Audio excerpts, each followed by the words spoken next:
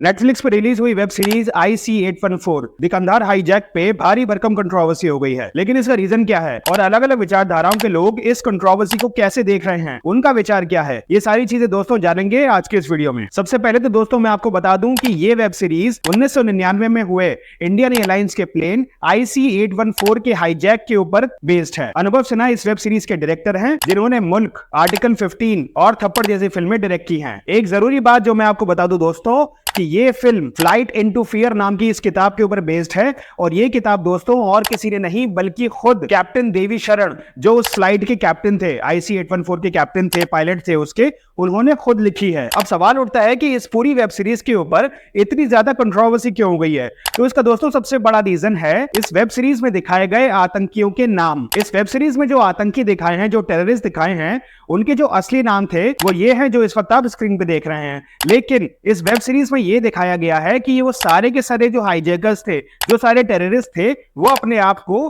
Code name से बुला रहे थे और उनके कोड नेम्स कुछ इस तरीके से थे: चीफ, डॉक्टर, बर्गर, भोला और शंकर। और असलियत में जब ये हाईजैक हुआ था दोस्तों, तब भी वो सारे टेररिस्ट अपने आप को इन्हीं कोड नेम्स के जरिए बुला रहे थे। अब आप पूछोगे कि जब सच्चाई ही यही थी तो फिर इस बात पे इतनी कंट्रोवर्सी आखिर क्यों हो रही है? वेल, इस पे कई राइट विंग के लोगों का कहना यह है कि उन्होंने इन टेररिस्ट के असली नाम ना दिखाकर इन टेररिस्ट्स की इमेज को व्हाइट वॉश करने की कोशिश की है। न्यूज 24 के सीनियर जर्नलिस्ट मानव गुप्ता जी ने ट्वीट करके कहा कि इस फिल्म में ISI और पाकिस्तान की इमेज को क्लीन कर दिया गया है, उनका ज्यादा योगदान दिखाया ही नहीं गया है। जबकि हम सब जानते हैं कि 1999 का जो ये हाईजैक हुआ था, इसके पीछे मास्टरमाइंड और कोई नहीं बल्कि पाकिस्तान, ISI और नवाज शरीफ ही थे। वहीं दूसरी तरफ कुछ लोग ये कह रहे हैं कि भाई वेब सीरीज में जो दिखाया गया है वो बिल्कुल ओरिजिनल दिखाया गया है, क्योंकि ओरिजिनली ये जो टेररिस्ट थे वो अपने आप को इन्हीं कोड नेम्स के थ्रू बुला रहे थे। तो इसलिए वेब सीरीज में ओरिजिनलिटी को मेंटेन करने के लिए इन्हीं नामों का इस्तेमाल किया गया है। और इसी वजह से दोस्तों ये सारी की सारी कंट्रोवर्सी जो है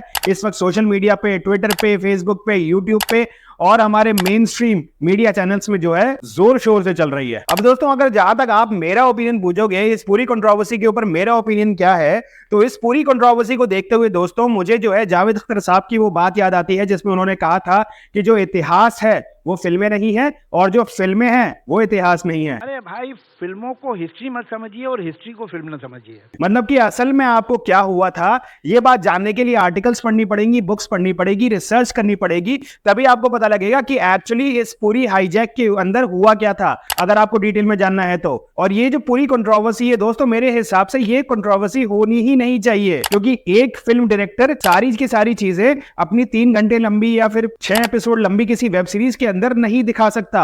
अगर आपको डिटेल में जानना है तो फिर आपको पढ़ना पड़ेगा, रिसर्च करना पड़ेगा। और अगर नटशेल में दोस्तों मैं कहूं तो मेरे हिसाब से इस पूरी कंट्रोवर्सी को, इस पूरे मुद्दे को इतना ज्यादा हीट अप करने की जरूरत है ही नहीं जितना ऑलरेडी पूरा मीडिया और पूरा सोशल मीडिया कर चुका है। ये मेरी राय है दोस्तों, आप मुझसे डिसएग्री कर सकते हैं। आपकी जो भी राय है कमेंट करके मुझे बता सकते हैं। लाइक करिए वीडियो को अगर आप मेरी बात से एग्री करते हैं तो, और चैनल को सब्सक्राइब करिए ऐसे ही इंपॉर्टेंट अपडेट्स के लिए।